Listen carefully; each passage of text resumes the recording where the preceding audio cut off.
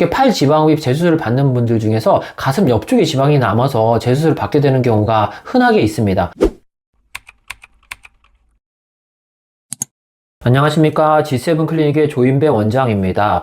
오늘은 팔 지방흡입 재수술을 하게 되는 5번째 이유에 대해서 한번 설명드려 보도록 하겠습니다. 우리가 팔 지방흡입을 할 때 딱 팔만 하지 않고 부유방, 견갑골, 가슴 옆, 겨드랑이 이렇게 그 팔 주변부까지 꼭 같이 하게 됩니다. 그런데 몇몇 병원들에서는 팔 지방흡입을 하면서 가슴 옆쪽을 그리고 겨드랑이 쪽을 제대로 흡입해 주지 않게 되면은 추후에 전체적인 실루엣이 자연스럽지 못해서 저에게 재수술을 받으러 오게 됩니다. 보시는 사진은 저에게 재수술을 받으셨던 분인데 팔 지방흡입을 이미 받으셨지만 사진을 자세히 보시면 가슴 옆쪽으로 겨드랑이까지 그리고 약간 뒤쪽 견갑골까지 연결된 부위에 지방이 남아서 저에게 재수술을 받으러 오셨던 분입니다. 마찬가지로 반대쪽 옆모습을 보시면 반대쪽에는 조금 더 가슴 옆에 지방이 더 남은 걸 알 수 있죠. 이렇게 팔 지방흡입 재수술을 받는 분들 중에서 가슴 옆쪽에 지방이 남아서 재수술을 받게 되는 경우가 흔하게 있습니다. 보시는 분도 가슴 옆쪽에 지방이 이렇게 남아서 저에게 수술을 받으셨던 분입니다. 반대쪽에도 비대칭적으로 좀 이렇게 가슴에 지방이 남으셨던 분입니다.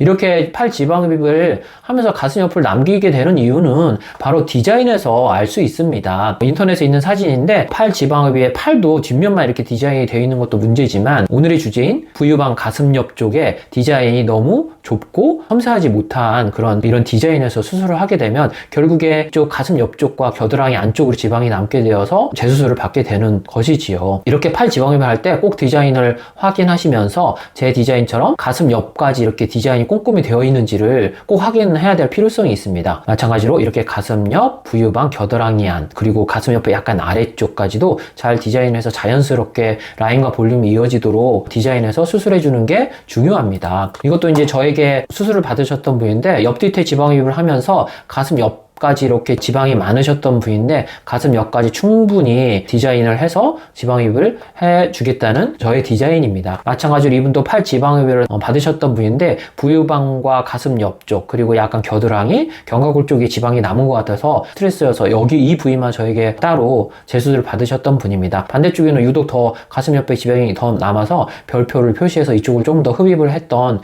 기억이 있습니다. 그래서 이제 수술 전후 결과를 보시면 가슴 옆쪽에 남아있던 볼륨이 많이 정리되면서 가슴 옆쪽에 실루엣도 정리되고 울퉁불퉁한 느낌도 많이 좋아진 것을 알 수 있습니다. 마찬가지로 반대쪽도 가슴 옆쪽이 정리되면서 가슴 모양도 전체적인 가슴 흉곽과 자연스럽게 어울리고 볼륨이 많이 정리된 것을 알 수 있습니다. 또 다른 케이스를 보시면 가슴 옆쪽에 남아있던 볼륨이 수술 후에 정리된 것을 알 수 있고 반대쪽도 조금 더 남아있었었는데 가슴 옆쪽 볼륨이 정리되면서 전체적인 가슴 모양도 둥근 모양으로 변한 것을 알 수 있습니다. 팔을 내리고 찍은 옆모습에서도 가슴 옆쪽에 이렇게 지방이 남아있던 것이 정리되면서 가슴 모양도 둥근 모양으로 변하고 이 가슴 쪽에서 옆구리 쪽으로 층져 보이던 이 그늘도 좋아진 것을 알 수 있습니다. 이렇게 팔 지방 흡입을 할 때는 가슴 옆뿐만 아니라 겨드랑이까지도 이렇게 제대로 흡입을 해줘서 수술 후에 겨드랑이까지 오목해지도록 하는 게 매우 중요합니다. 반대쪽도 제가 했던 케이스인데 수술 후에 겨드랑이도 오목해지고 가슴 옆도 정리가 제대로 된 것을 알 수 있습니다. 오늘은 팔 지방흡입 재수술을 하게 되는 5번째 이유인 가슴 옆 남음에 대해서 알아보았습니다. 안전하고 똑똑한 지방흡입 하세요.